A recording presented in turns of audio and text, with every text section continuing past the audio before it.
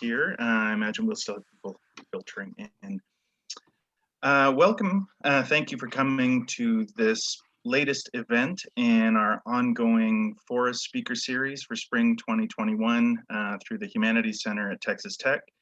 I am Dr. Michael Borshuk. I am an associate professor in the Department of English here at Texas Tech and the director of the Humanities Center. And we're very excited to have you here tonight for the photography of trees and forests. We have three guests with us, Maria Whiteman, Diane Cook, and Len Jenshel. And before I turn things over to tonight's host and moderator, I'd like to just make a couple of quick announcements on behalf of the Humanities Center.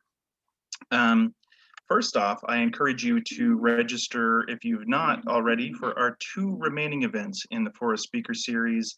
We have two coming up in April 8th, a panel on tree law moderated by Vicki Sutton with Bill Tripp, Keith Hirakawa, and Blake Hudson.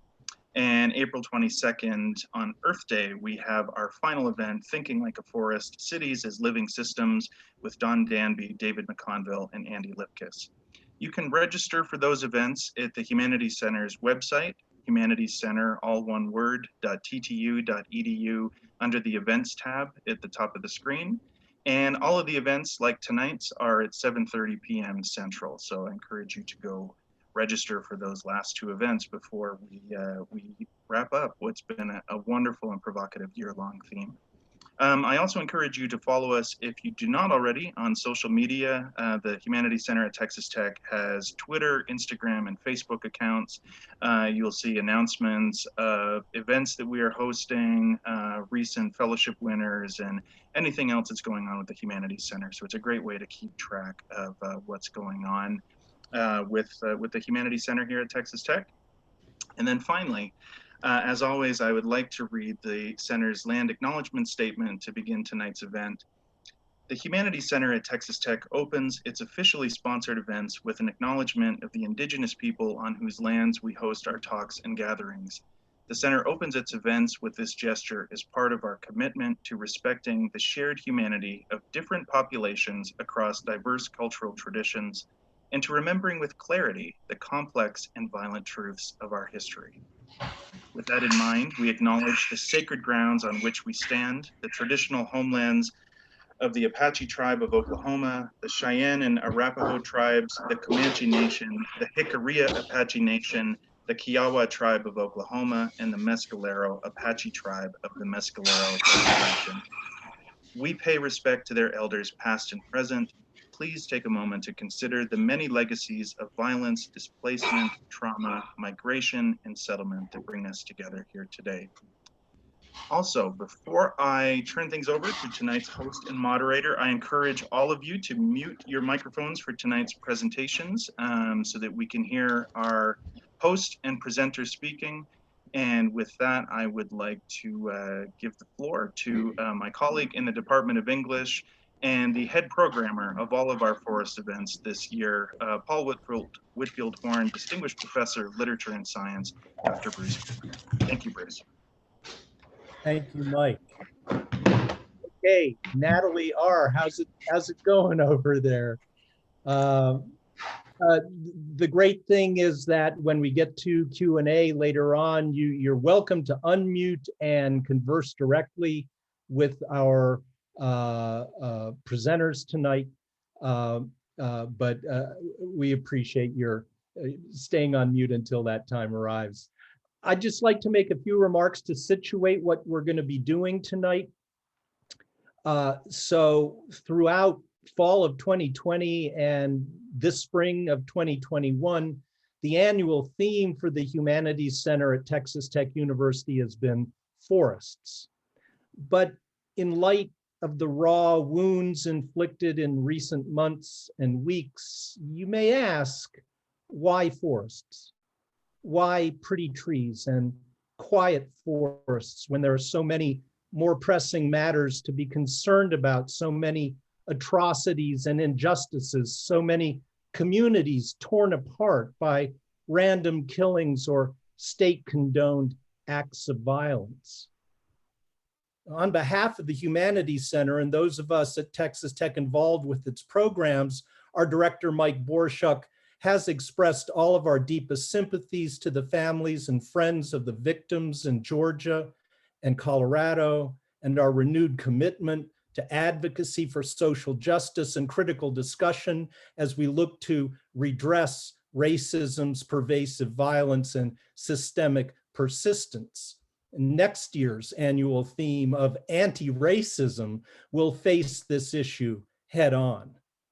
But for the moment, I want to suggest that the other prejudice we call speciesism is equally pernicious.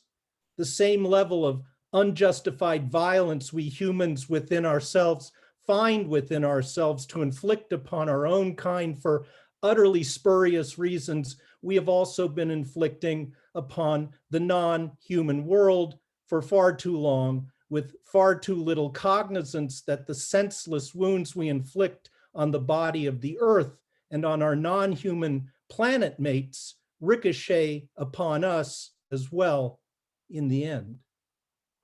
These dire issues are all ultimately of a piece, and one may just as well shout out, "Stop the killing," on behalf of the forests as on that of our fellow citizens. This is why we at the Humanities Center continue to insist that in order to be fully human and truly humane at this moment requires a greater understanding of what it means to be of this earth. We humans are not the masters of, but one of the countless participants in broader living communities, bound up with, enmeshed along with the least of these living beings in the earth system. In relation to this realization, the profoundly entangled life of forests demonstrates in close-up how the earth system at large, call it Gaia if you like, must stay intact to keep all life going. So, to begin this evening's program, visual artist Maria Whiteman will take us into the woods to convey what it feels like to touch and breathe with fungi and trees, to capture the intricacies of interconnectedness between the fungal and arboreal worlds. And following Maria's presentation, photographers Diane Cook and Len Jenshel will tell the story of their book, Wise Trees, after which we'll open the floor for questions and comments. So Maria Whiteman is the artist in social practice at Indiana University and Bloomington's Environmental Resilience Institute. Her photography, video, and installation art have been widely exhibited in the US, Canada, and Europe. Most recently, the Grunwald Art Gallery at Indiana University exhibited her Living with Mycelia, and her work Mountain Pine Beetle and Roadside Kestrel premiered at the Houston Cinema Arts Festival and Rice Media Center. So it's with great pleasure that I introduce Maria Whiteman. All right, thank you. I'm unmuted, right? Can you hear me? Yes. Okay, great. Before I share my screen, I just wanted to talk a little bit about a few things. First, I would like to thank Bruce for inviting me to be part of the Forest series. It's really an honor. And also, Diane and Len's work is stunning and gorgeous, and it's a compliment to be here with them as well. So my work in the last 3.5 years has been heavily influenced by this position I have at the Environmental Resilience Institute. And one experience that I've had, which I've never had before, is to be at an institute and not part of an art department as an academic teaching art courses, but rather in a transdisciplinary environment where I am around colleagues that are scientists and social scientists. And so it's a very different setting. And I was very nervous in the beginning and then started to fall in love with the whole environment because my challenge was to learn how to aestheticize the science world and connect it to the natural world, and thinking about how I usually photograph landscapes, and how was I going to connect these two worlds, and what was it about the science that would share my passion. And so this idea of two different worlds, which was scientific and the focus on biology and ecology, and then the natural world, and trying to communicate what the science is saying through my photographs, that I would then try to draw out this kind of beautiful aestheticized organism that I became very fond of. So that was it was a huge challenge, but the more I started to learn the science behind the fungi world, I started to think about how I wanted those photographs to look. So I am going to begin, and I'm going to share my screen, and we're going to have a little hiccup because at some point I'm going to have to share another screen and go back and forth, but we figured it out. So I'm going to start with my PowerPoint, and I have to pull that up. Now I have to say share screen. And I know. You really think we're going to be any better at this? Well, we did a test run and everything seemed okay.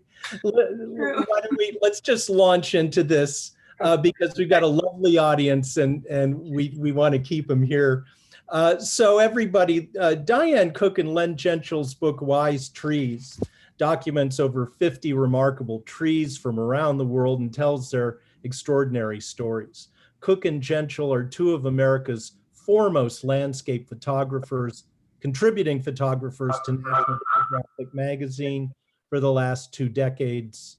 They've received grants from the John Simon Guggenheim Memorial Foundation, as well as from the National Endowment for the Arts, the Graham Foundation, the New York State Council on the Arts, and 2 grants from the Expedition Council of the National Geographic Society. These were for their Wise Trees book. Monographs on their photographs also include Travels in the American West, Hotspots, America's Volcanic Landscape, and Aquarium. They've had one-person exhibitions at, to name but a few, the Art Institute of Chicago, the International Center of Photography, and the Yokohama Museum. Their photographs are in the permanent collections of over 100 museums. We're thrilled and privileged to present this evening Diane Cook and Len Jenshel. Thank you. Such a lovely introduction. Thank you all for attending tonight as well, and thanks for Bruce and Michael for putting together this spectacular program, as Maria already has said. We're so honored to be celebrating trees with you tonight. The very idea of honoring trees was in fact the catalyst that took us down the path to finding and telling the stories of so many of these remarkable wise trees. So we are fundamentally storytellers with cameras. Throughout history, humans have been telling each other stories, whether those were drawings conveyed on cave walls or Greek mythology. They're always meant to point out things that matter. And that's certainly what we hope to accomplish with this project. As one of the tree-loving characters in Richard Powers' book, The Overstory, says, the best arguments in the world won't change a person's mind. The only thing that can do that is a good story. And trees that have been our silent, life-giving partners throughout history, we felt it was time to give voice to their stories. They have played an enduring role nurturing and sheltering humanity, and we hoped by telling their stories, we might change some minds. Okay, here goes. Let's see if we can do this.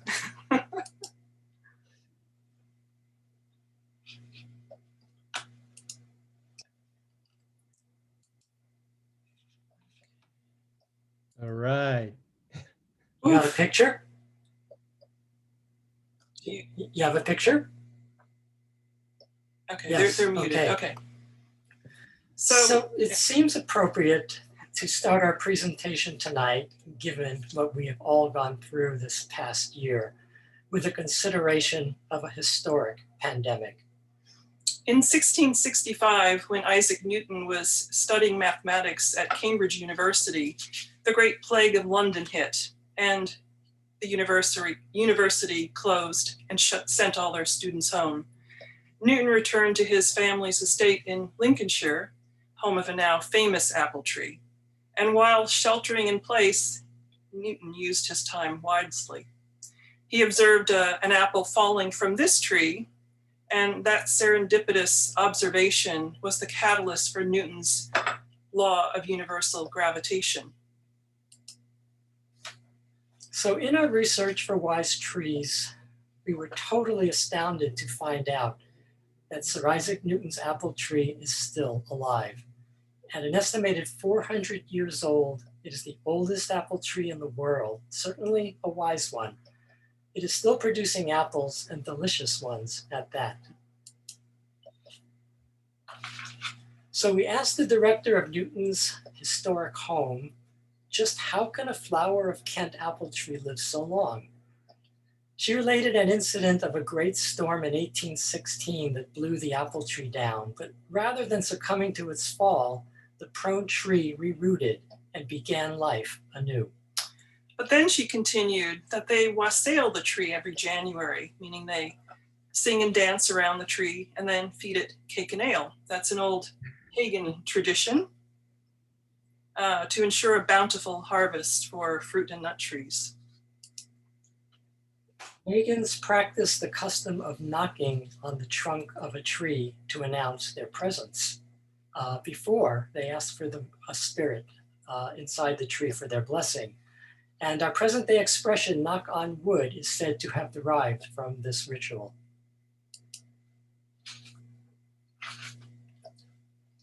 Isaac Newton did not experience the first eureka moment that is associated with a tree, however.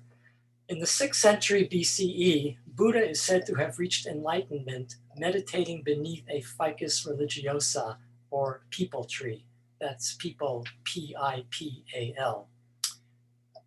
This Bodhi tree, as it's now known, in Bodh Gaya, India, is the most important pilgrimage destination for Buddhists. Like these monks from Bhutan who plan to meditate for 10 straight days under this coveted location beneath the Bodhi tree. The germ of the idea for creating wise trees actually started on an earlier assignment for National Geographic magazine in 2012. We were working on a story called Gardens by Night. So we journeyed to Japan to photograph Yozakura, the viewing of cherry blossoms, but at nighttime. But what we came away with was a reverence the Japanese have for their trees, and like this celebrated weeping cherry tree in Kyoto. This tree has its very own Sakura Mori, or cherry tree doctor. To ensure a long, healthy life, the doctor prescribed a veil of wires to surround the tree to keep out the birds.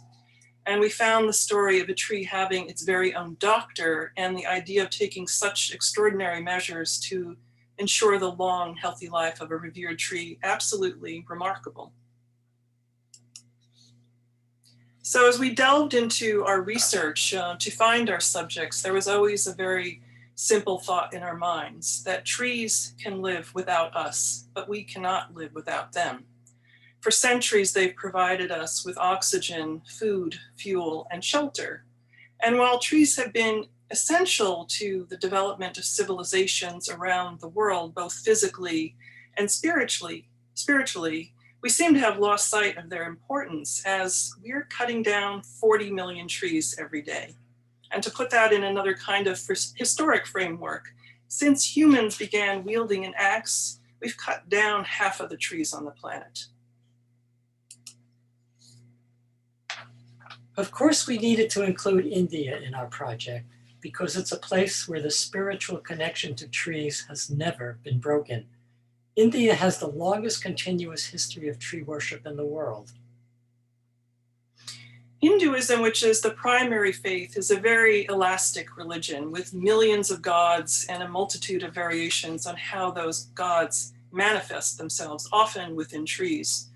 So worshippers begin their day making offering to the gods embodied within sacred trees, like this one in Varanasi along the Ganges River. So in preparation for our trip to India, we asked a good friend who was very well versed in things Indian, how will we find sacred trees in India? So he replied with quite the snicker, finding a sacred tree in India is like finding a crucifix in Italy. They're everywhere. And indeed they were. We actually chanced upon this particular tree. It's another sacred people tree, and it's inhabited not by gods, but by ghosts. The local villagers appropriately call it the ghost tree. And these benevolent spirits have very interesting preferences for tokens of devotion. The main offering of choice is the red langat, which is the traditional men's underwear.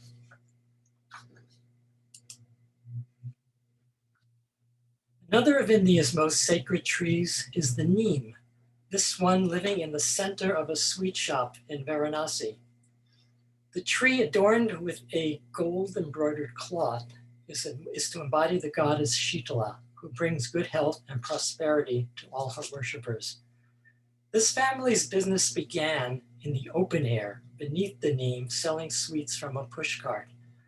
Each day the family would pray and leave offerings to the tree, and as they did, their business grew.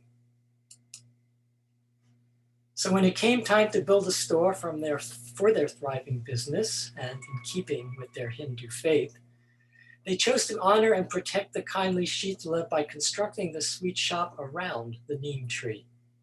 Now, our general rule of thumb for photographing is that we would allow at least 2 days to make all the images that we wanted and to make sure that we got all the images that we wanted.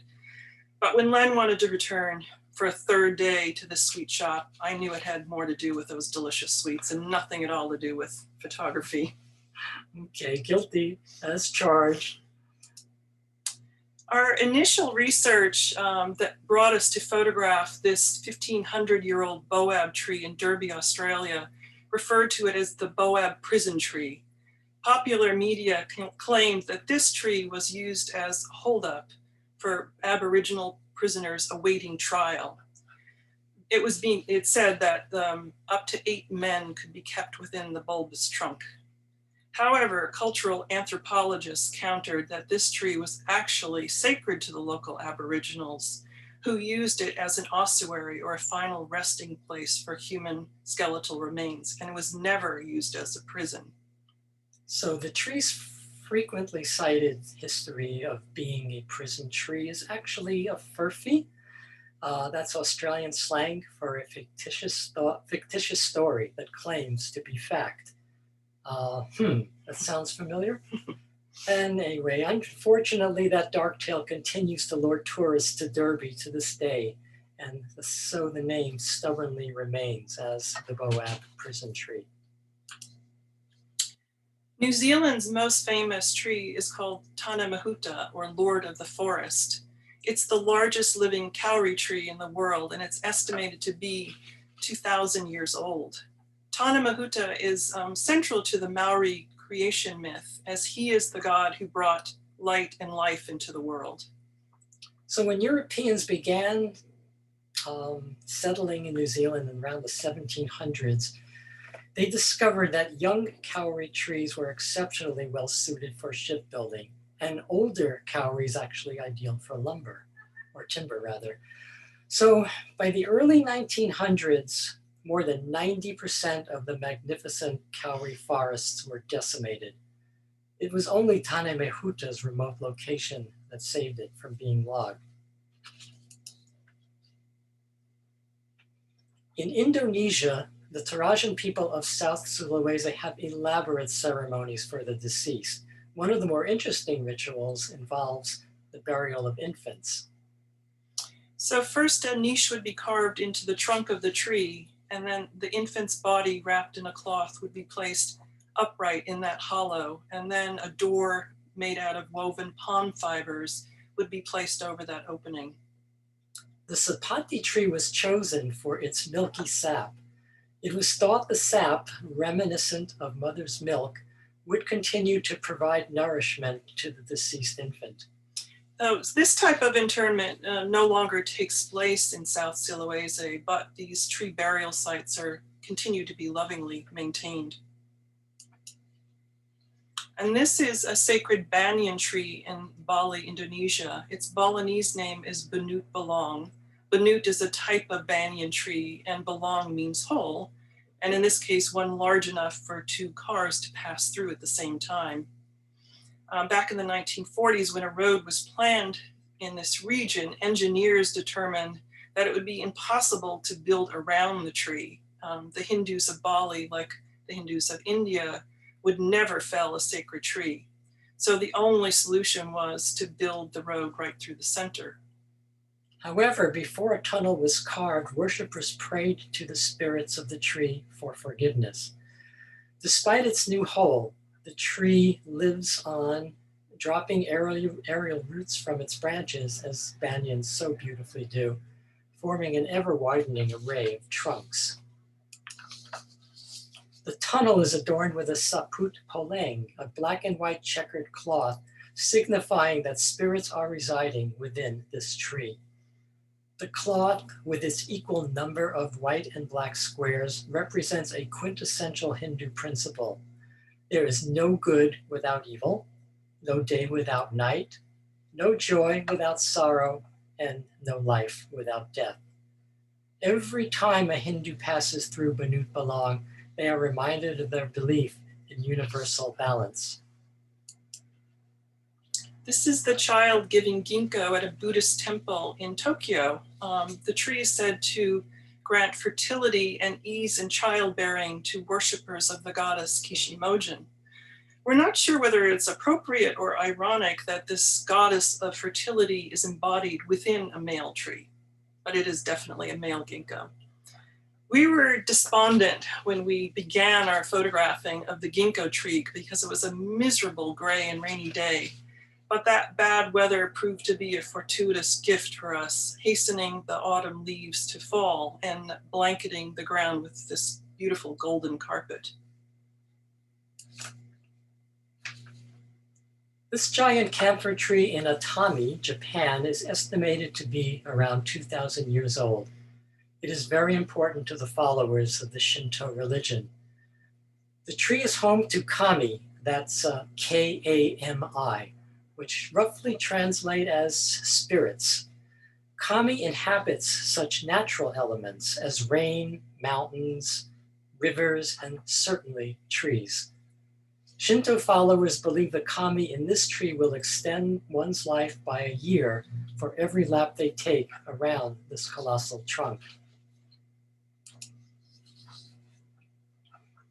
Another sacred camphor tree figures prominently at the largest Shinto shrine in Tokyo. It is a wishing tree. Worshippers write their wishes on wooden plaques called ema, and then hang them on the hooks on a specially designed frame that surrounds the sacred camphor. It is a testament to the orderliness of the Japanese culture. The majority of the ema that hang here express desires for good health, success in business, wealth, love, and to pass an important exam. And here's the American version of a wishing tree, quite different in style from those in other parts of the world. This is a Utah juniper at a desolate place called Hallelujah Junction, just north of Reno, Nevada, and it's called the shoe tree. The ritual here involves writing your wish on your shoes and then tying the laces together and then tossing them up into a branch. What we don't know is how this ritual got started, only that it's been going on for decades. But what we do know is that Utah junipers don't grow very tall, not usually more than 30 feet, so it doesn't take a very long toss to make a wish here. Native Americans attach a great deal of spiritual significance to trees. This snarl tree is sacred to the Ojibwe people of Grand Portage, Minnesota, who call it Manido Gizigana, or spirit little cedar tree. Despite its diminutive 15-foot height, it is a mature white cedar tree, estimated to be about 500 years old. Prior to embarking on a journey across the often treacherous waters of Lake Superior, the Ojibwa would leave an offering of tobacco at the base of the tree and prayers for safe passage. Our Ojibwa guide also encouraged us to leave an offering of tobacco for good luck prior to our photographing Spirit Little Cedar Tree. And while making this photograph, working at moonrise, we also left an unintended offering of about a pint of blood to some of the hungriest mosquitoes we've ever encountered. Native Americans also use trees as trail markers.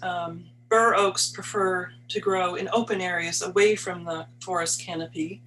They can live up to 400 years and are among the most fire tolerant of tree species.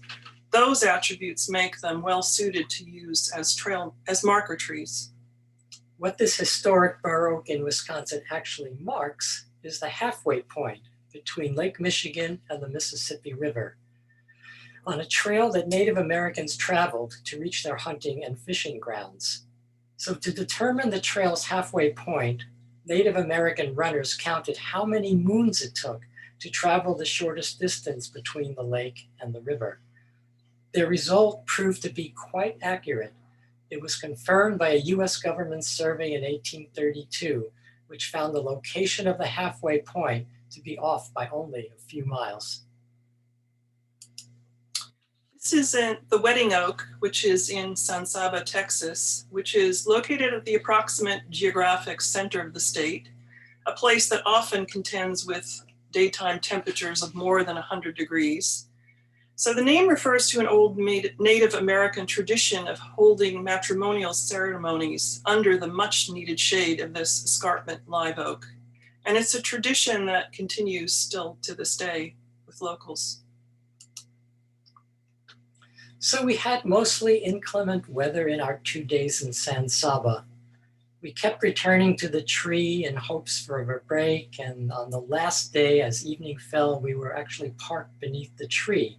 And just as we were preparing to call it a wrap, I noticed in the rearview mirror the red glow on the tree from the car's taillights.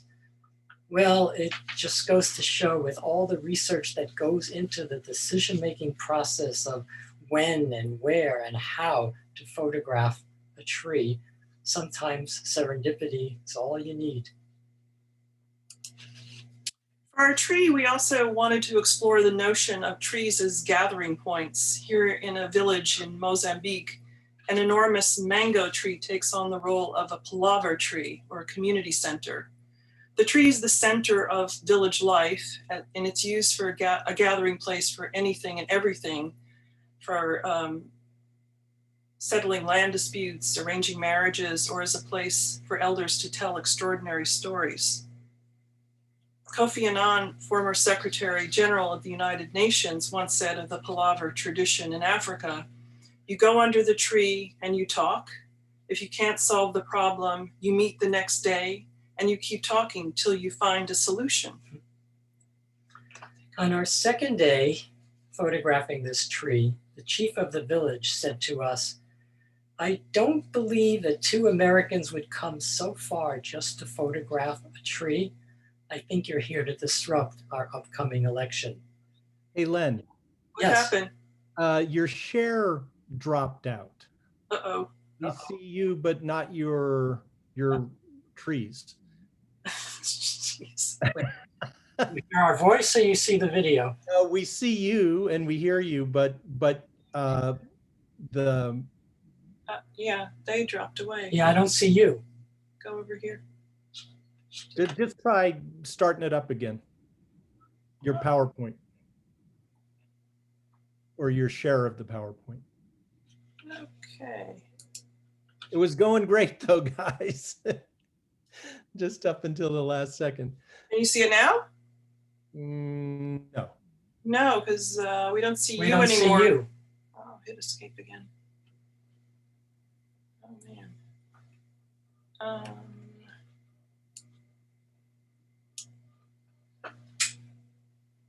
What should I do? Push this over here. You should stop it.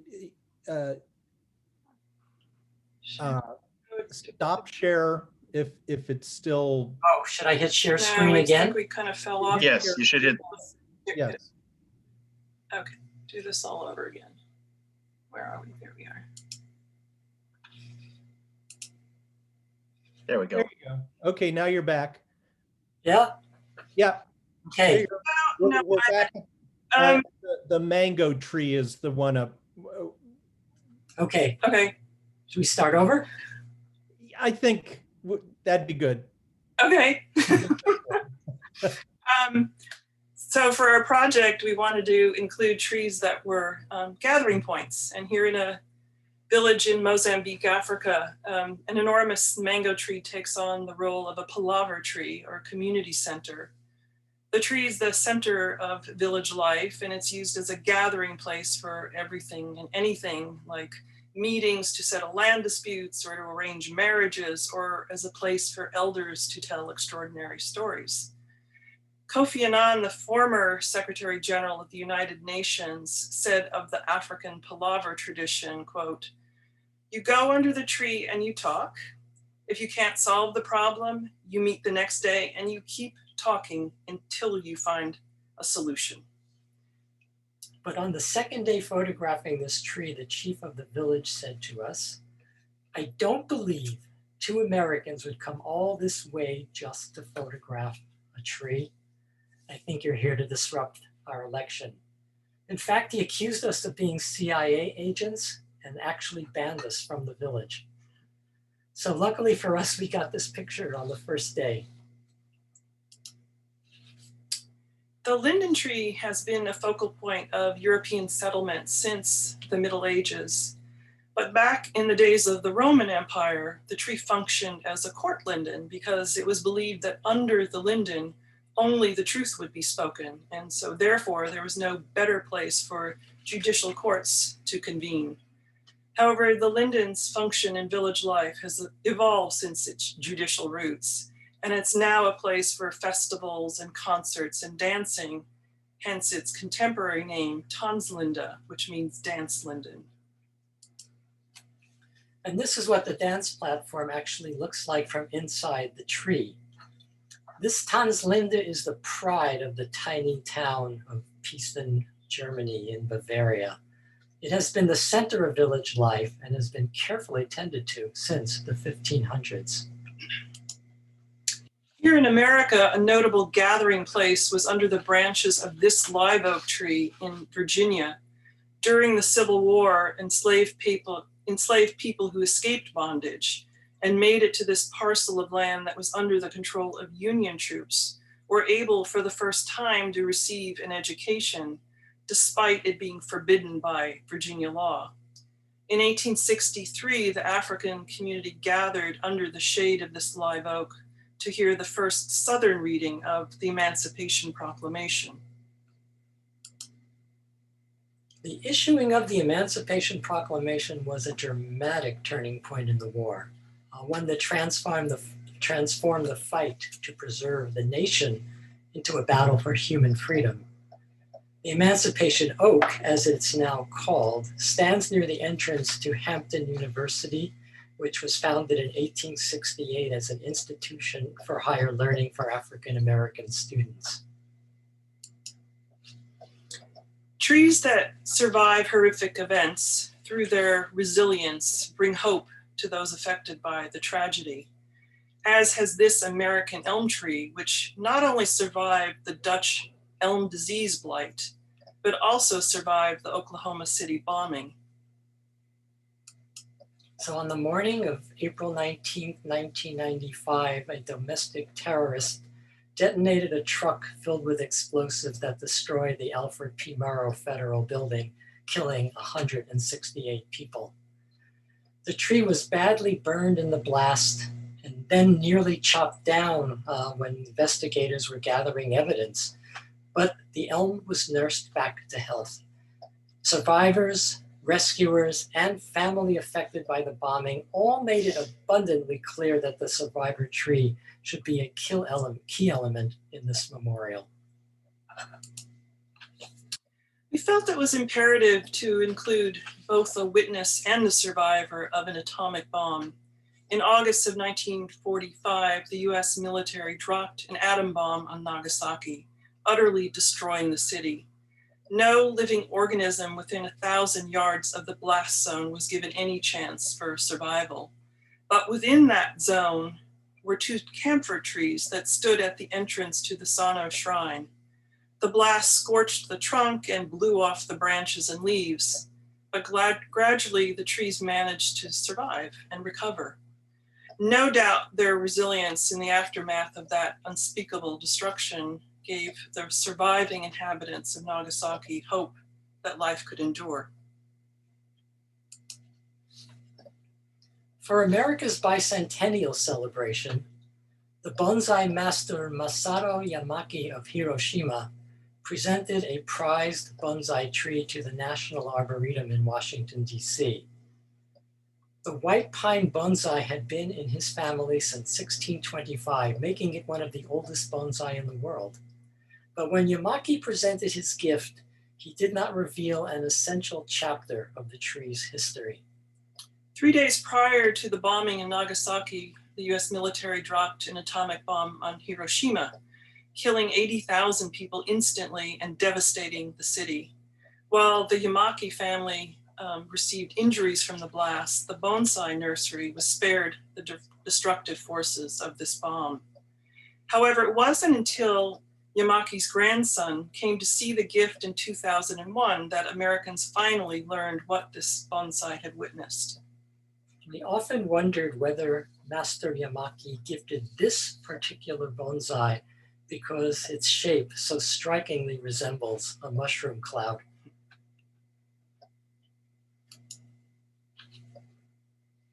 And another important gift from Japan to the US was the famous cherry trees of Washington, D.C. A plan to beautify a muddy patch of land along the Potomac with thousands of cherry trees was the brainchild of Eliza Sidmore, journalist and the first woman board member of the National Geographic Society, and David Fairchild, the very noted American botanist. After many decades of trying, they finally found a White House receptive to the idea, and that was during the Taft administration. In 1909, the First Lady convinced the president to expedite this cherry tree plan with the hope that the undertaking would have an added benefit of helping to alleviate rather strained relations between Japan and the United States. A year later, the initial shipment of 2,000 friendship cherry trees arrived from Tokyo. However, upon inspection, the US Department of Agriculture found the trees to be disease-ridden, infested with insects, and it ordered every single tree to be burned, which meant that the city of Tokyo's gift of friendship was now poised to become a diplomatic nightmare. Luckily, when apprised of the problem, Tokyo's mayor responded with both levity and grace. He said, quote, "To be honest about it, it has been an American tradition to destroy cherry trees ever since your first president, George Washington. So there's nothing to worry about." And 2 years later, a replacement shipment of cherry trees arrived, and thankfully this time they passed inspection. While some trees bring hope with their resilience in surviving horrific events, others are witnesses to some rather dark moments in history. The beauty of this southern live oak belies the fact that it witnessed some very bloody moments in New Orleans history.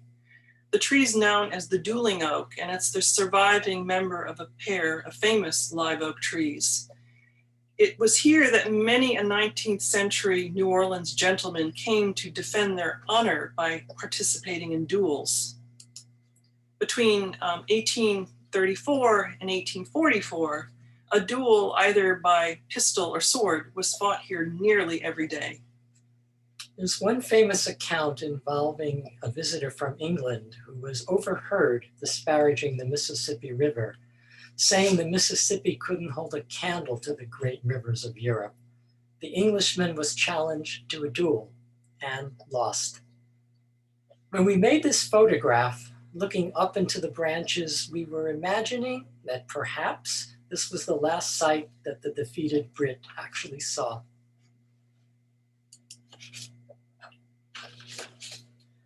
This monkey pod or rain tree in Phnom Penh, Cambodia is perhaps the darkest story in our entire project. It's known as the killing tree. In 1975, the Khmer Rouge regime seized power in Cambodia and began a 4-year reign of terror. It's estimated that 2 million Cambodians, or roughly a quarter of the population, were put to death. At this particular killing field, children were put to death in an exceptionally gruesome way. The guards would grab the children by their legs and swing their bodies to bash their head against the trunk of the killing tree.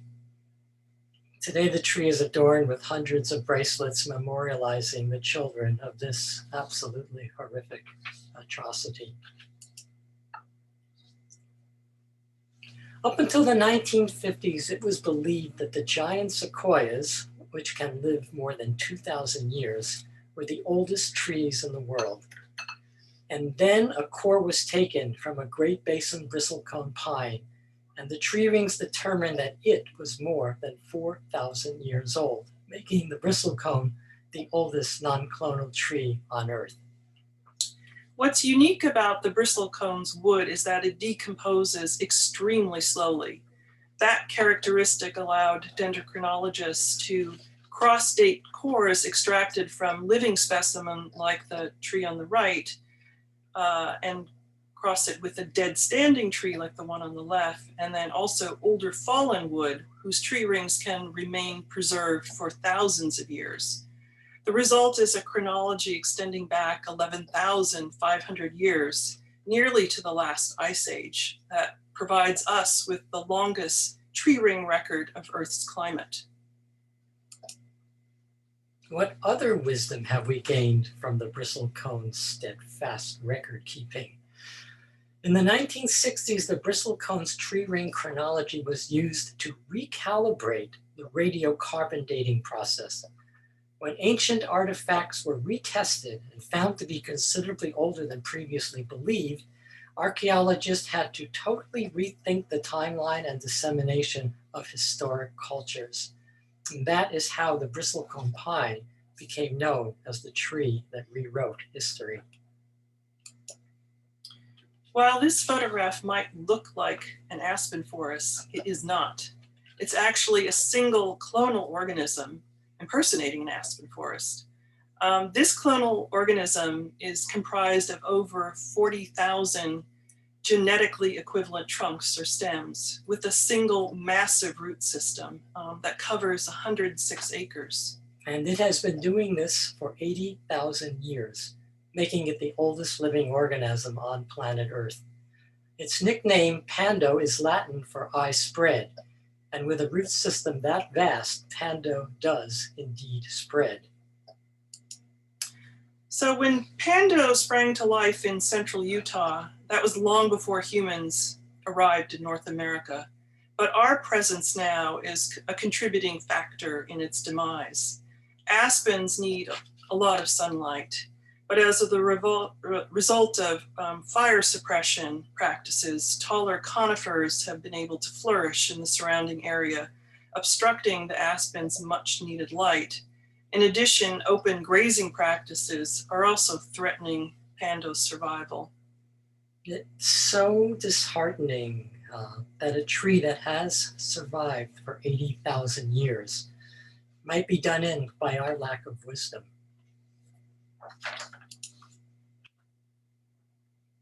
In the central square of a small town in the Mexican state of Oaxaca grows an enormous Montezuma cypress tree called El Árbol de Tule.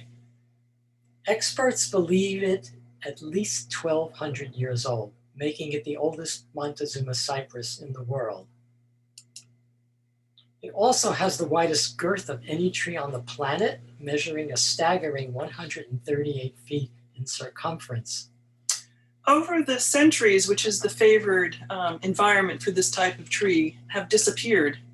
The region's ever expanding population caused a severe drop in the water table. In addition, the health of El Arbol de Tule was threatened by pollution from the adjacent heavily trafficked Pan American Highway. But the Mexican government stepped in to save the life of this tree. First, by digging a special well to provide the tree with proper irrigation. And second, they actually diverted the Pan American Highway. Now, how many countries do you know would go to such great lengths to save a tree? So let's consider what our country has done. In the spring of 1852, a hunter working for one of the gold mines in California was tracking a wounded grizzly bear through the woods when he stumbled upon a sequoia tree almost 300 feet high. When news of the discovery tree reached the outside world, speculators swooped in to commercialize the find. Only 1 year later, the enormous sequoia was felled. So the trunk was fashioned into a dance floor and the prone trunk into a 2-lane bowling alley. After this giant was cut down, the tree rings were counted and the sequoia was found to be 1,244 years old. The tree had reached only half of its expected life. So the desecration and exploitation of this magnificent tree sparked outrage and became a catalyst for a movement to preserve the big trees of California. Coast redwoods are relatives of the giant sequoias, and the redwoods are the tallest trees on Earth, some reaching heights of more than 370 feet. They're fortified by a protective bark, which is known to be up to a foot thick. That insulates the tree against forest fires and also insects invasions. But what the bark can't protect against are human actions. This huge redwood with a circumference greater than 50 feet has managed to survive one of those events. So in 1901, the base of this tree was partially girdled. The peeled sections were shipped off to San Francisco for a convention where they were reconstructed and put on display. For the thousands of visitors from across America, the exhibit of a gigantic tree was designed to inspire awe and encourage tourism to California. In spite of this vandalism, the girdled tree, as it is now known, continues to live. Its cambium layer was not completely removed, thus nutrients can still be conveyed up the trunk of the tree. If left undisturbed, redwoods can live as long as 2,000 years. Before commercial logging began in California in the 1850s, the redwoods covered more than 2 million acres. Today, only 4% of the old-growth redwoods are still standing. In 1997, an entire hillside of redwood trees near Stafford, California was slated for clear cutting. And this threat to those trees galvanized the environmental group Earth First to take action. Their plan involved enlisting volunteers to tree sit in the hope that occupying the trees would prevent them from being logged. So normally a volunteer would tree sit for 2, 3, maybe 4 days at the most. But one very dedicated activist named Julia Butterfly Hill formed a special bond with her tree, which she named Luna.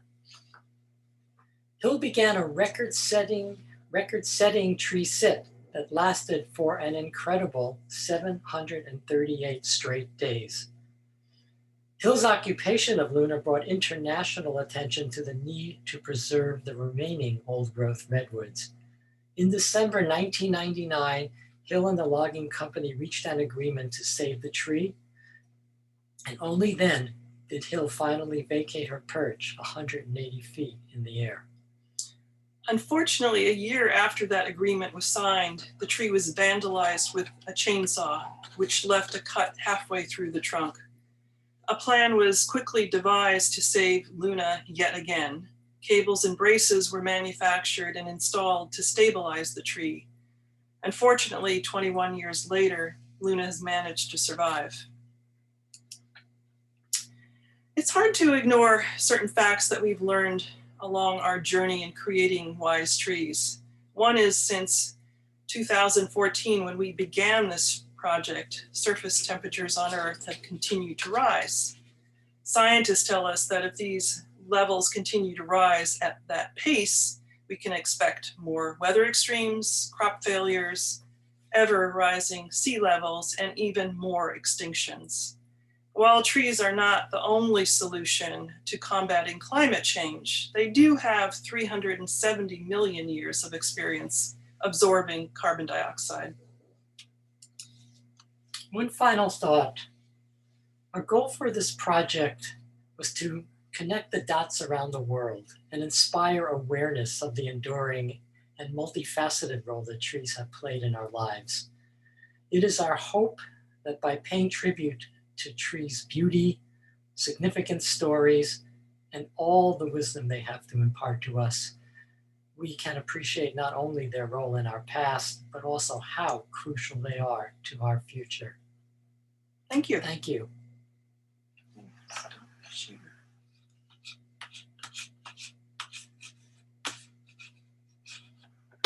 Thank you, Len and Diane.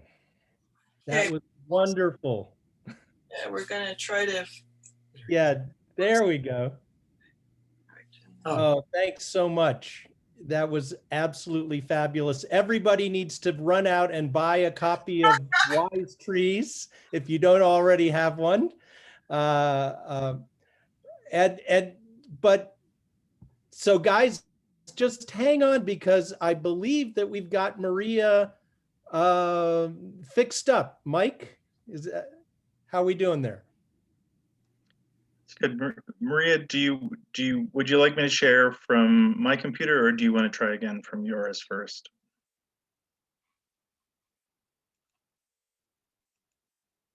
Sure, you're muted there. Yeah, let me try again, and if it flickers again, we'll just go right to you. Sounds Okay. good. Are we ready for me? Is this okay? My cue? Okay. All right. Okay, good. That's there. Okay, let's see. Now, I see you, Mike. Let's see, hold on. There we go. All right. That's that. All right, and I'm going over to the PowerPoint. Let me know if you see it. Do you see a PowerPoint? We do. Yeah. Okay. Oh my gosh. Okay. Well, I want to apologize. That's never happened to me, so I was a bit shocked. Okay, so I'm going to just jump in because I know we're running out of time, and I think I got cut off when I was talking about aestheticizing the science and working with the science and trying to figure out ways that I could bring my artwork in and communicate what I was learning about biology and ecology and mycology. So I wanted to begin my talk with two quotes, because both these quotes have a lot to say about the kind of work that I started to make here. And so I'm just gonna jump right into it and not stagger too much. So the first quote is by Timothy Morton. And it starts with, interconnectedness implies separateness and difference. There would be no mesh if there were no strange strangers. The mesh isn't a background in which the strange stranger appears. It is the entanglement of all strangers. And that quote was very important to me because I often thought of fungi as being very strange, and then changing that and having a different relationship to it. So that I'll get to that again later. The other quote is also very important because I went from fungi on the surface and photographing the mushroom to under the surface and was just enamored with the mycelium world. And that became another part of this project. So here's this quote by S. Mickey. "Not only is everything in the universe changing, the universe itself is changing too. And there's much more to the universe than is visible to human observation. Alongside the emergence of ecology and evolutionary biology, the evolutionary perspective in cosmology changes everything, compelling humans to re-examine their understanding of their place in the universe."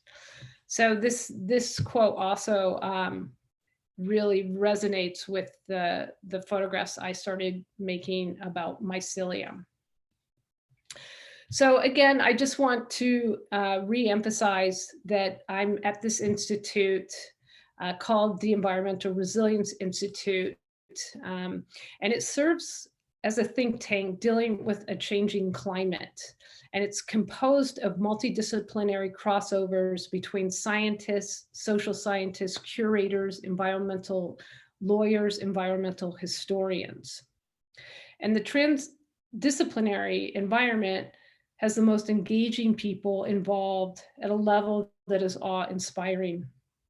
It really is an interdisciplinary melting pot. Upon my arrival, I started talking to scientists and figuring out the various ways to combine art, science, and ecology.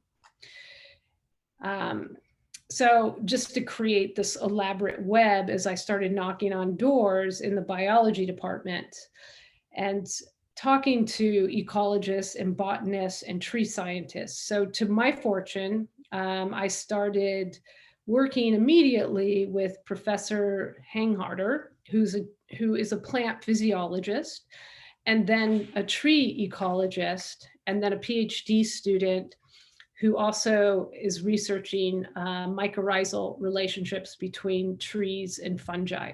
So it was a really wonderful kickoff into learning about mycology and the science behind it. And then this also brought me out to Oregon to work with a mycologist. So all of these important collaborations would change my relationship to the natural world and expand my deep connection to the forest. All right.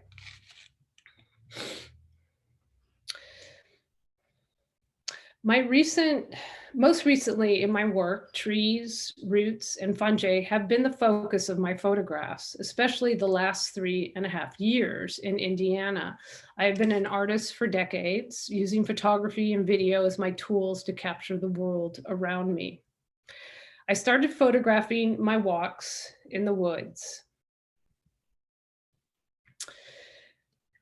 where I live and hike with my dog, and taking notice of all the mushrooms in the forest. They appeared uncanny and odd looking.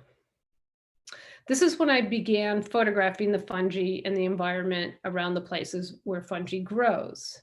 So when I started to think about this and going back and talking to the scientists, again, this was something I started with, where I was trying to understand how the aesthetics in the laboratory and this really important scientific work was being done, and then how I was translating that into the natural world, and just found both quite beautiful in a way that I just found so significant, and seeing that connection.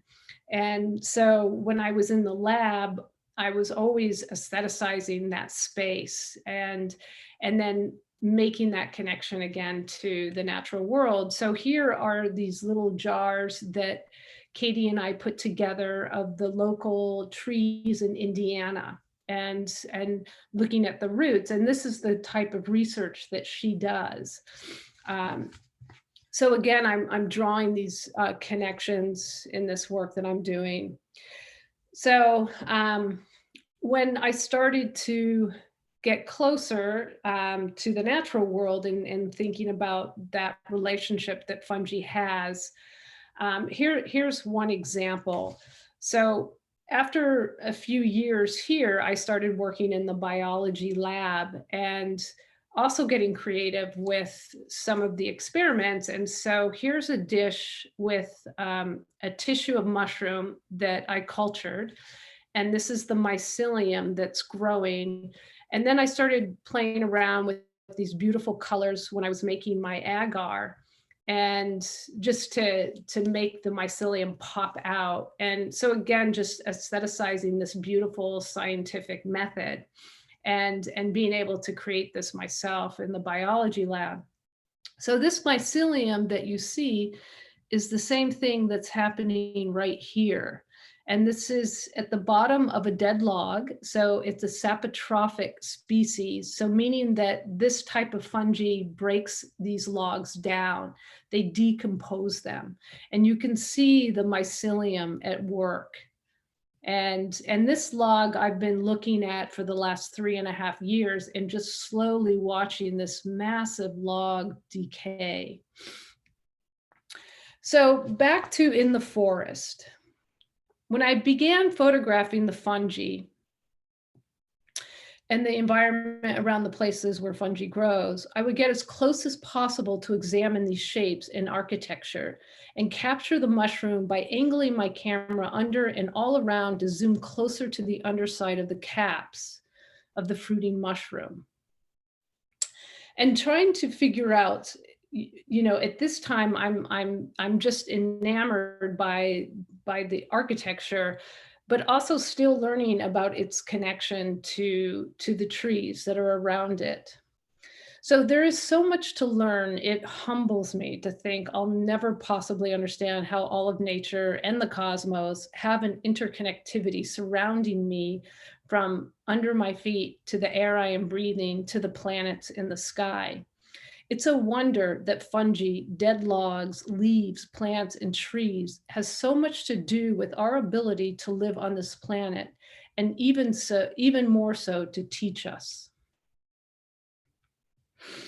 I want to begin by talking about my experience with mushrooms ecology and the relationship it has to trees, plants, and soil, while also focusing on how imperative it is to the health of humans and the condition of the planet. Another essential point I want to express is that learning about our entangled species' relationship to organisms is only the beginning. So what we see above the surface is the mushroom or fruiting body of a much larger organism. Discovering the world of recycling, of decaying matter, of decomposition, which changes death into life, producing and reproducing at a different speed and time than what we have come to know as human time. Fungi have alien qualities. They are shapeshifters with caps, stems, scales, gills, bells, and a vulva, and other forms. The microscopic spores are released like dust from under the cap where the gills or the polypores are located. And getting close to the soil is not always a pretty sight. It can be a strange, uncanny, smelly, gross. It's decay. And after all, fungi love it.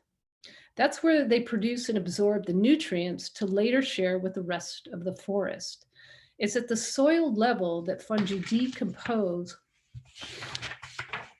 organic matter to absorb nutrients and make rich soil. The fungus itself is the fruiting body of a larger network below the surface, a rhizome of connecting tissue, the mycelia underground, circulating food to trees to plants. My interest in fungi has taken me to a journey to the Northwest Cascades to join mycologist Jay Schindler, who leads fungi workshops on his farm 4 times a year. It's a group called Fungi for the People. The course immerses in foraging, cuisine, cultivating, lab work, inoculating, making substrates, sterilizing, pasteurizing, farming, harvesting, and mycoremediation. The pleasure at the end was learning about the medicinal qualities of lion's mane, reishi, cordyceps, turkey tails, chaga, and many other fungi. We sat around a fire and tasted a dozen medicinal mushroom teas. Discussing, discovering, describing our taste buds were what our taste buds were experiencing. The calm and euphoria was so delightful that we were all producing our own Mycelia network with each other in the barn that day. Overwhelmed and overtaken by this world, I had gone fungal. It's one of the most transformative experiences I've had in nature. We were learning about all the sweetness of the earth by touch, sound, taste, and sight. Fungi for the People is held on an organic farm. It's everything mushrooms exploding all your senses. The fungi world enlightened me and took me by surprise. I felt as though I had been given a secret about the universe, an inside look to an intelligence that's been around millions of years, and as a matter of fact, it has. So some interesting points that I have learned about fungi and trees, and something that Susan Simard talks quite a bit about too. So I'm just going to quote Peter Burns here. Peter Burns points out, and Peter Burns is a scientist, that the information being transferred is what makes the evolutionary perspective of cosmology and ecology a world as dynamic and generative and interconnected as we ever thought before. To explain this further, a quantum biology, an important concept, has proven that two or more atomic particles are entangled means that information can be transferred between them instantaneously, no matter how far apart they are, even light years. Therefore, the survival of the organism's communication is significant to the entire community of communities. They do this inside their rhizome network. An alert system sends signals when a threat is pending. So, and another very interesting concept is this idea of energy and this force of energy that Robin Kimmerer writes about. So Robin Kimmerer recalls Papawi, an indigenous term, in her writing to introduce a word that captures fungi and temporality and energy. The force which causes mushrooms to push up overnight. The force is the word that stands out, a perfect description of a kingdom outside our language.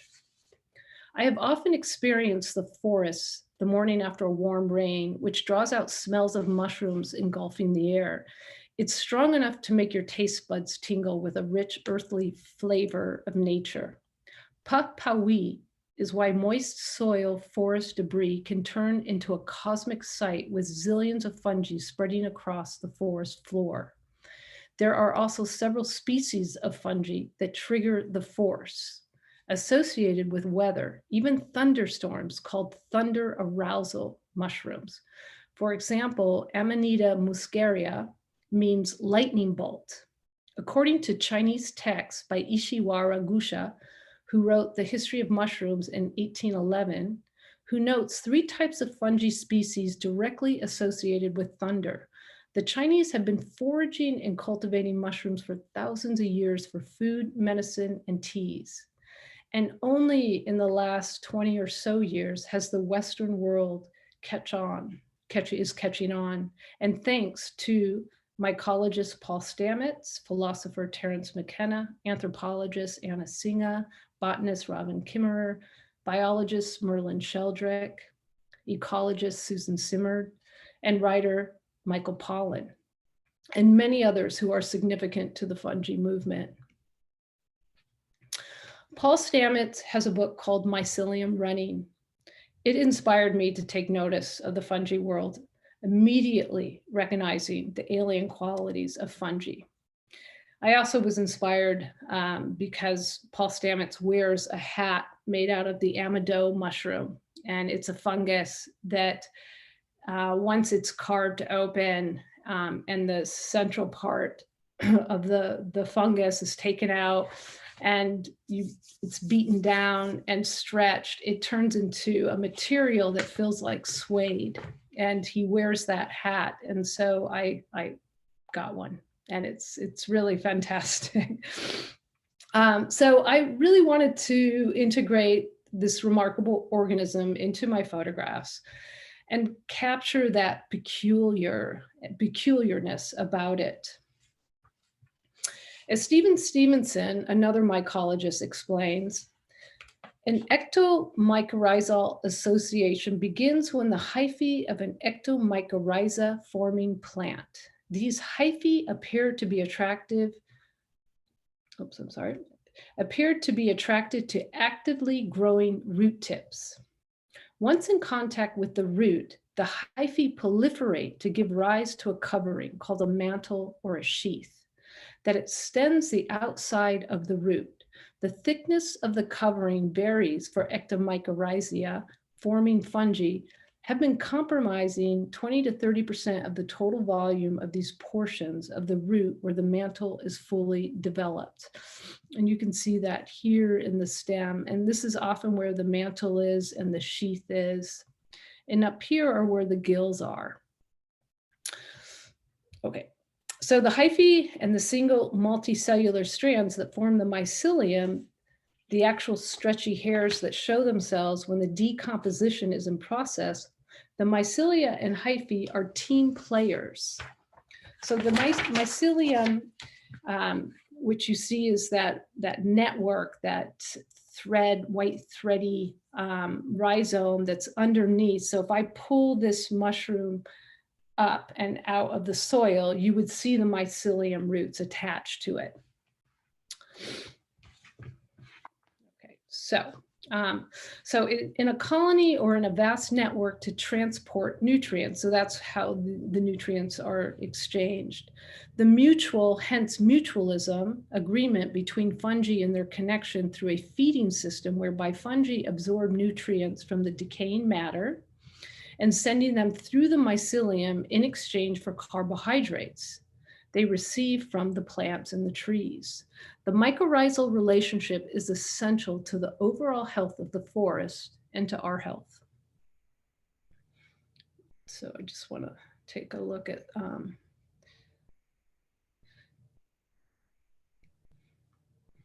okay. So actually, before I go into this work, I thought maybe we could watch that video. So the video is called Strange Strangers. And I was trying to think of how that experience of walking in the woods and paying attention and stopping to think about this interconnectivity that is happening and how that started to change my awareness of being around trees and the significant role that fungi has. So I made this short film to draw on that meditation in a way to acknowledge these relationships. So I'm going to stop sharing, and then I'm going to go to the video. And it's a short video that let's see. I'm going to close that, and I'm going to open the video. And let me share my screen again. And I hope this works. Yes, good. Okay. Happy. Okay. So, and I would like to also draw this connection to the magic and stunning photographs that Diane and Len shared that just give this awness and inspiring sense when you're around these trees. And so I am trying to draw on that as well in this video. And let me know if you can see it okay. Is it okay? Okay, good. It's there's no sound.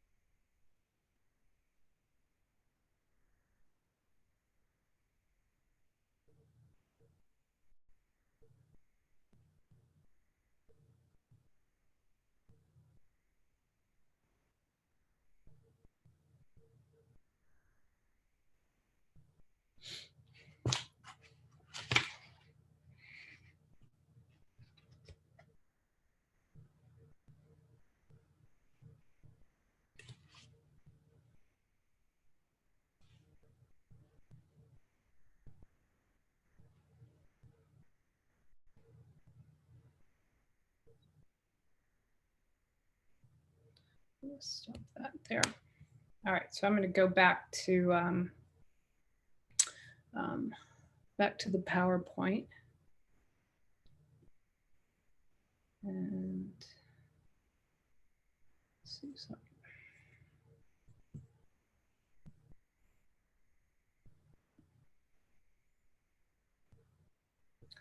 Hold on. Okay.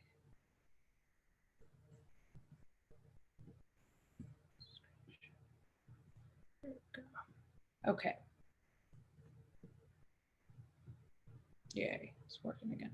Okay, so one reason that video actually meant so much to me is because once I started to feel more awake and aware and understand more of the science that was about trees and fungi, my walks in the woods, I wanted to capture what it felt to be aware of how everything is alive around you and what that means to take that in and how different that feels than when you're walking on a trail and you've got 100 things going on in your head and you know, but to really stop and take in this forest that's alive and all these organisms around you that are alive. And so that was something I wanted to just draw out.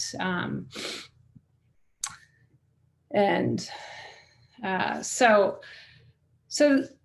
the shift now was going to what I said earlier was the surface and the fruiting bodies and understanding the difference between the saprophytic mushrooms and the mycorrhizal mushrooms. So there's mushrooms that are decomposers and mushrooms that are nutrient exchangers. And so there are all these different species that basically are working in collaboration and in a community, but have different purposes.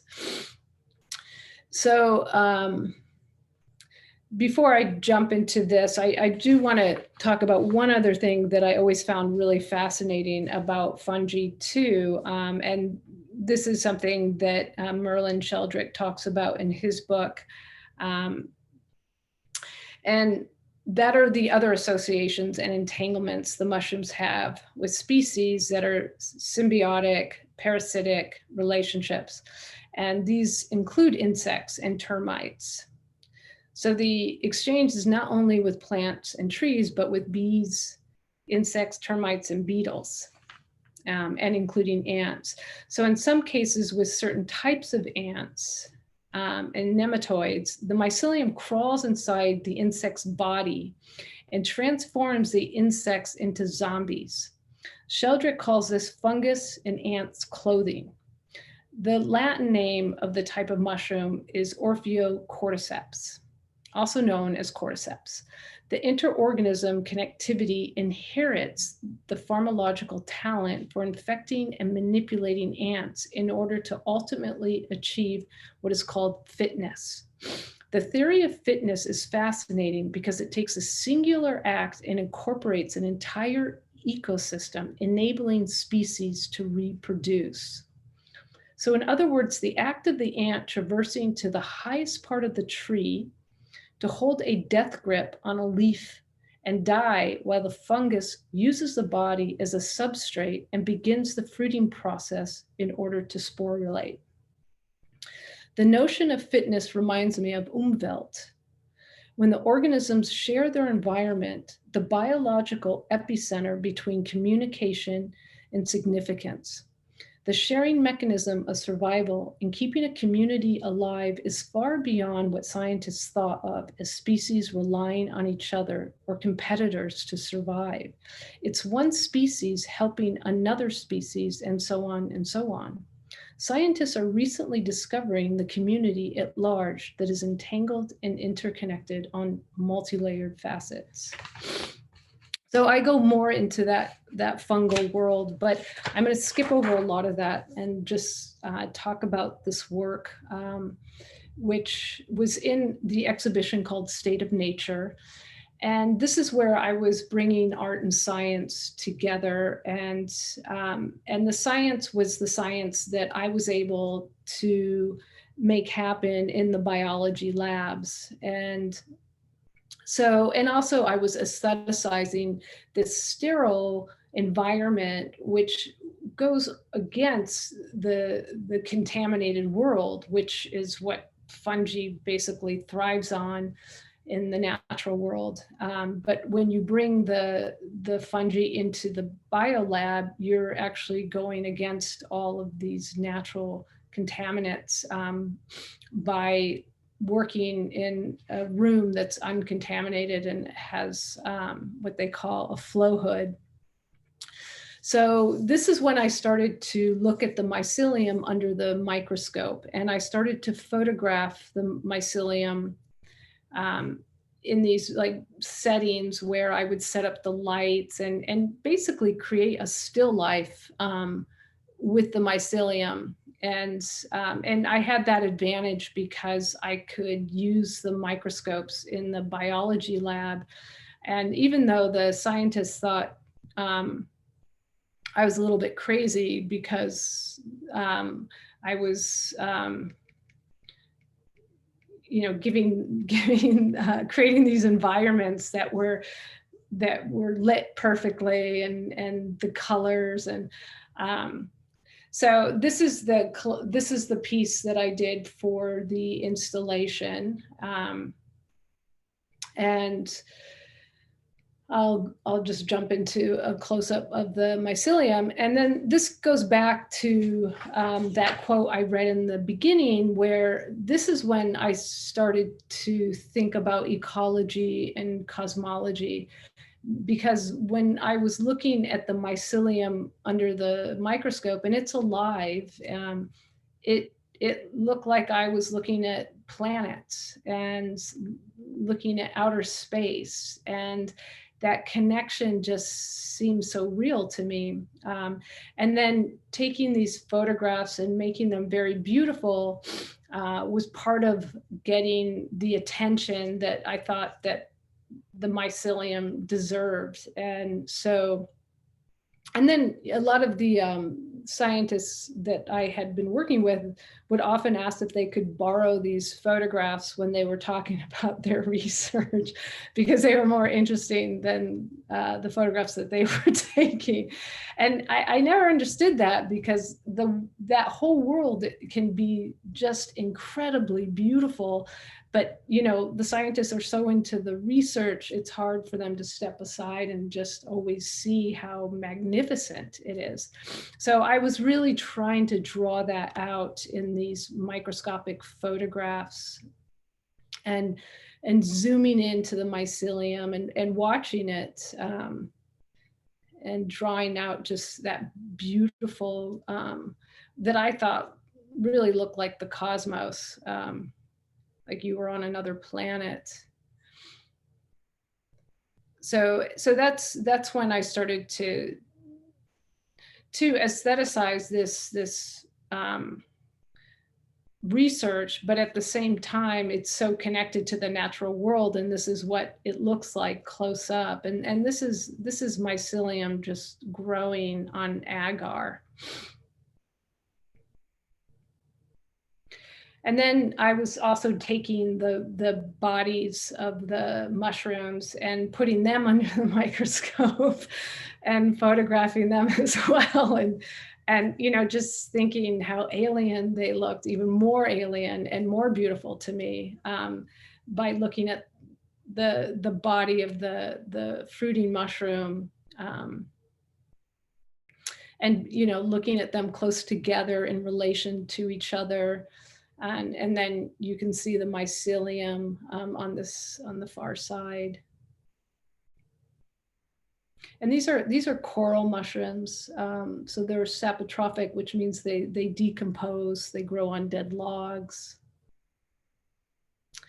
And then this was actually when I, in the very beginning, was thinking about transspecies, and was very interested in this idea of when I would have conversations with scientists, especially plant physiologists, how they see the body, and they would say, when they would talk about a plant, that when you say the word plant, you're not really just talking about one thing, you're talking about 1,000 ecologies that exist, and how that is also how our body functions. So we have lots of ecologies on the outside, and then lots of ecologies on the inside that are all operating and staying alive or dying. And so that interconnectivity of thinking of trans species.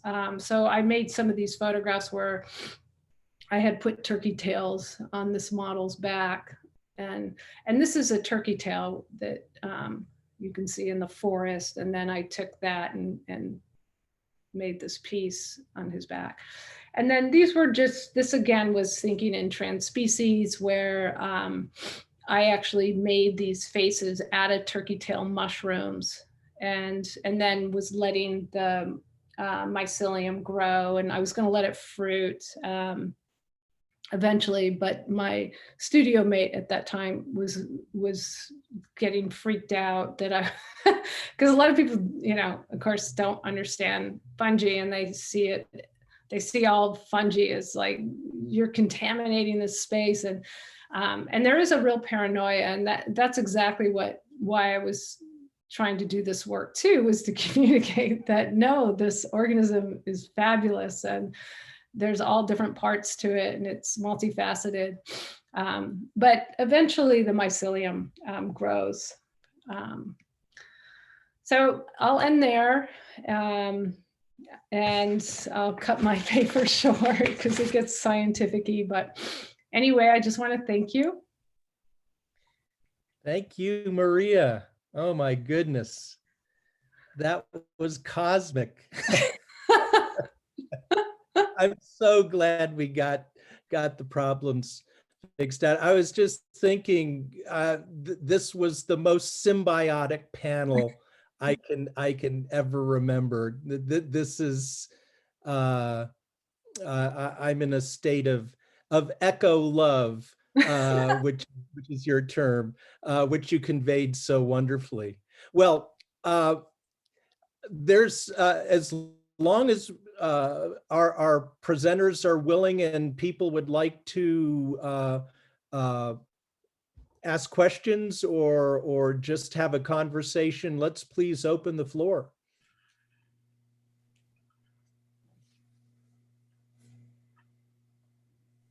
So I invite anyone to jump in. Let's see, let's try to get Maria off the main screen here, so we get our gallery back. Okay. Or you can just hit gallery, I guess, and that'll do it. Oh, I see. Yeah. Okay. Maria, lots of black and white. I wondered why. Not making a judgment of good or bad, just wondered what your thinking was. Absolutely. That's an excellent question. And I was thinking that. So the black and white, I removed the color because there is a lot of phobia with fungi. And there was one mushroom that I showed, it's called a stinkhorn. It's also called the starfish fungus. The sporing that happens when they seed is like a thick liquidy gel.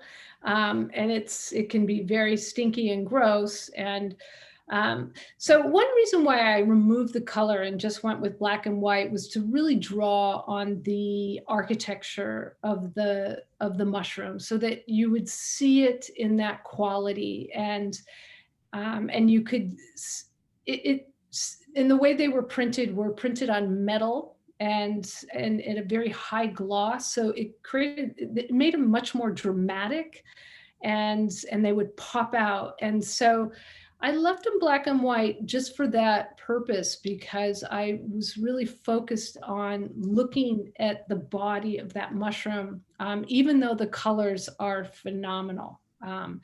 But I went with black and white to keep it that way. And because that was my focus in the beginning. And yeah, so I don't know if that really answers your question, but I had thought quite a bit about that.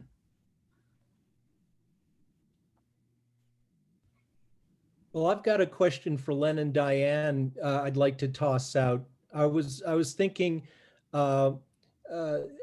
in our series this year, we've been forests is the name of the series, but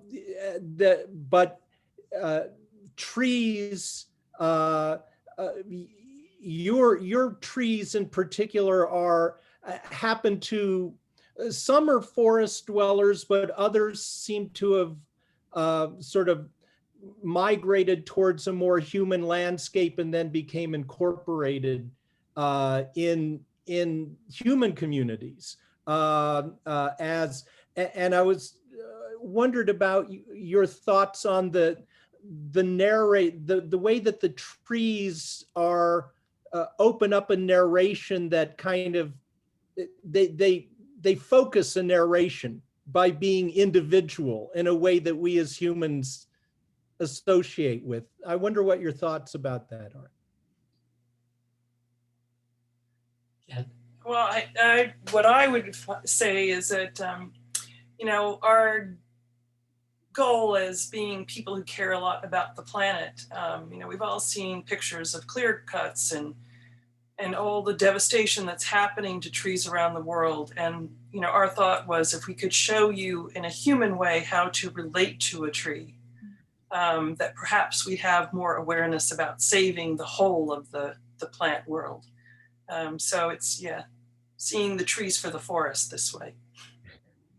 Also, I think for us, we came to kind of journalism through the back door. We began in the fine arts, and there's this pretty interesting dichotomy that when you tell a story in journalism, you do it with facts and persuasion. Sometimes you hit somebody over the head, and there's not much room for subtlety. And in the art world, it's more about suggestion and metaphor and even ambiguity. Sometimes ambiguity is better than clarity.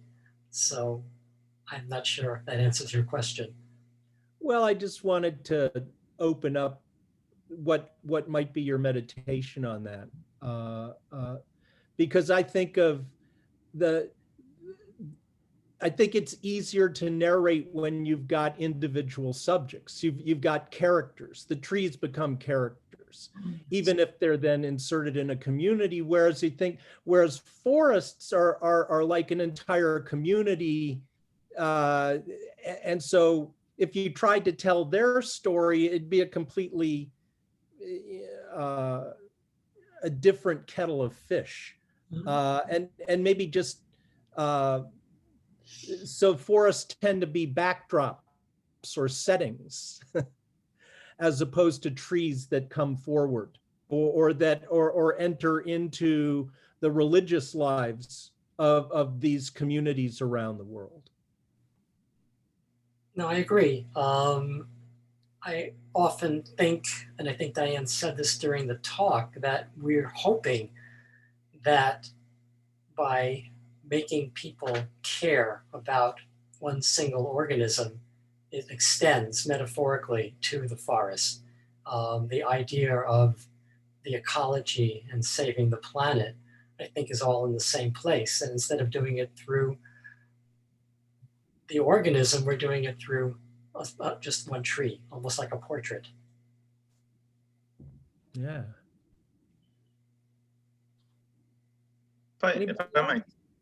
If I might jump in there, Bruno, I was thinking when you were talking about the representation in Len and Diane's work of trees as a set of characters, Maria, I was struck by that in your film as well. The movement between the frames reminded me in a completely far off way of those 1970s Brian De Palma films where he uses movement between frames like that to create tension between what different characters are doing. And I had the same sort of narrative effect in the way you were moving back and forth between those two frames. And it was just stunning, the kind of tension that you could build in jumping between those different organisms that you're representing.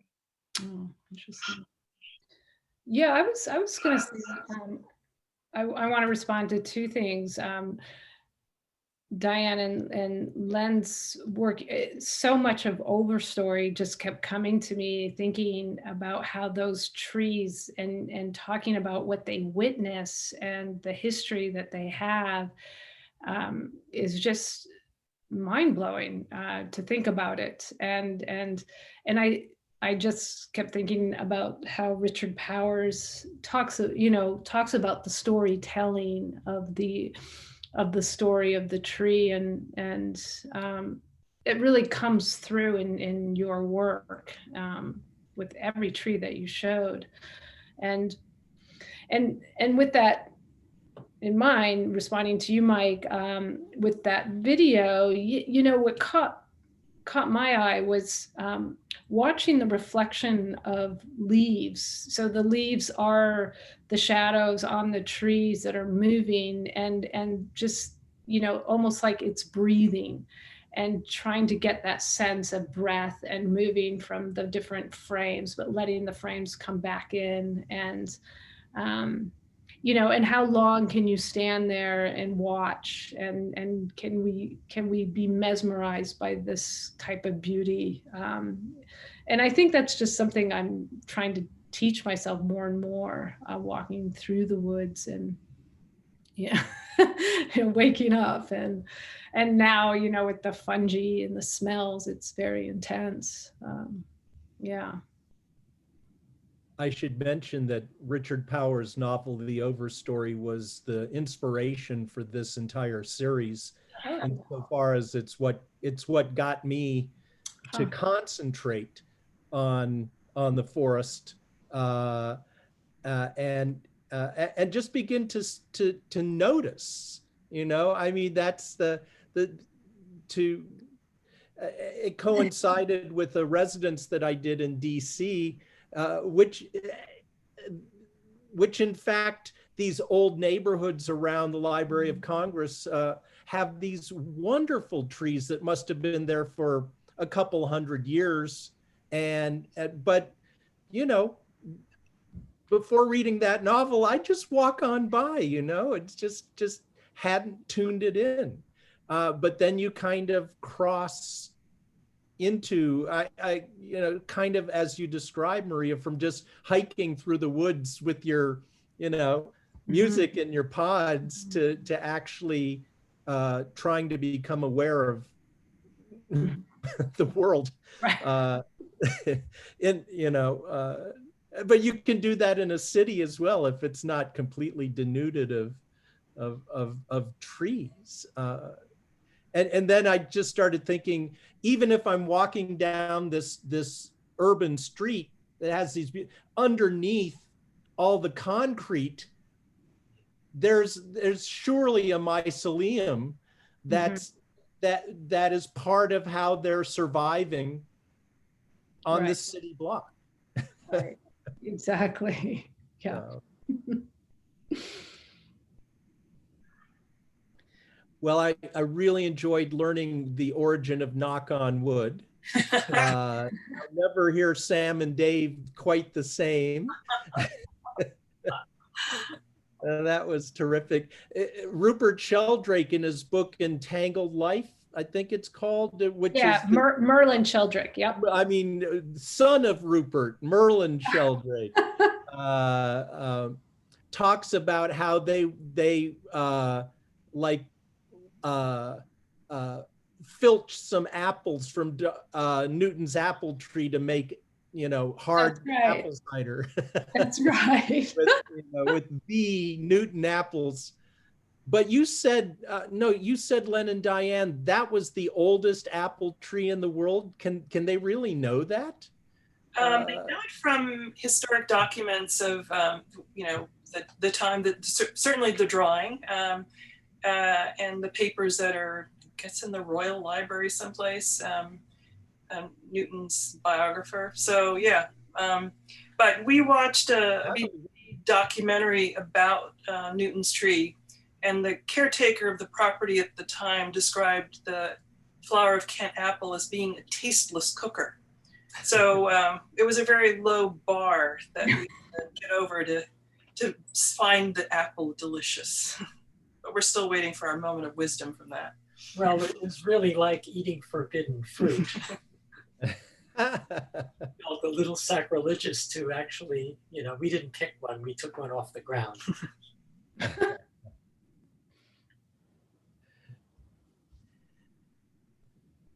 Well- Maria, watching your video tonight, from my perspective at least, it was the frames were noticeable.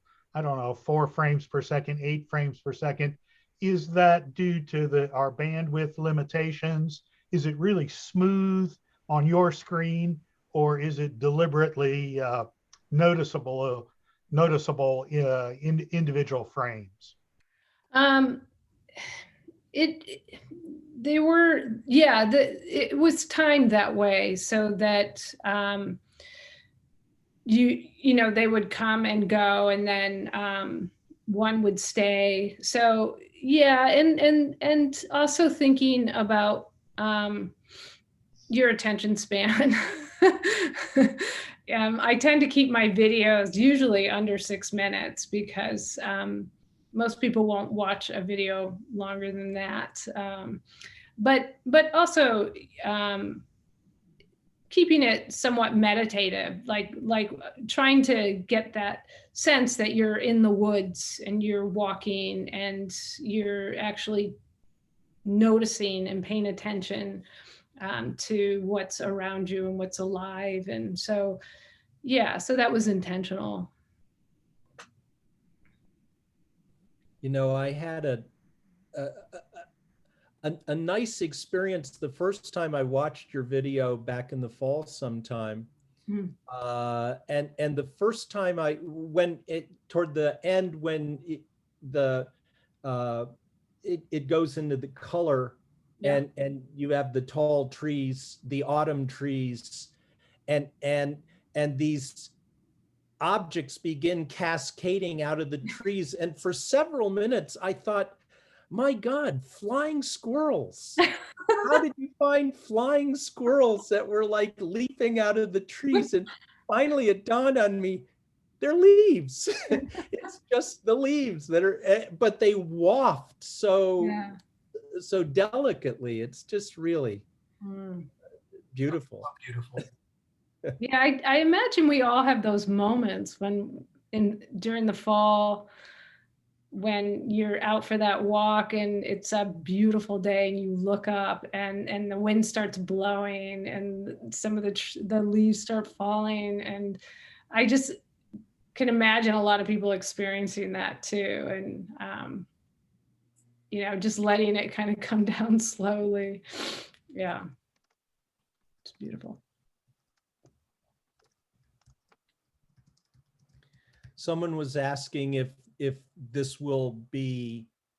presentation will be available. The answer is yes. Usually just a couple days turnaround, and they'll be available as YouTubes on the Humanities Center YouTube site. So yes.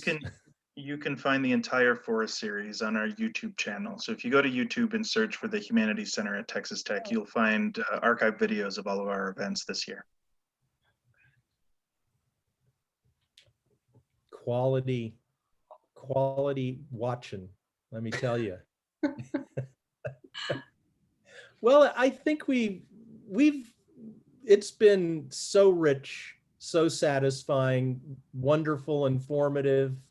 I guess we should probably wind it up, unless there's anything on anyone's mind. Just thank you. Yeah, it's been so much fun. Thank you for putting together such So excited. Yes, thank you guys. Thank you, Maria. Yeah, so a final round of applause, virtual or physical, for our presenters. For Maria. And see you, Maria. I'll see you hanging out at Salsa, hopefully one of these days. Yeah. Maria's the incoming president of the Society for Literature, Science, and the Arts. Yeah. For you academics out there. And I'm looking forward to your helming that organization shortly. For sure. All right. Thank you. Okay, Mike.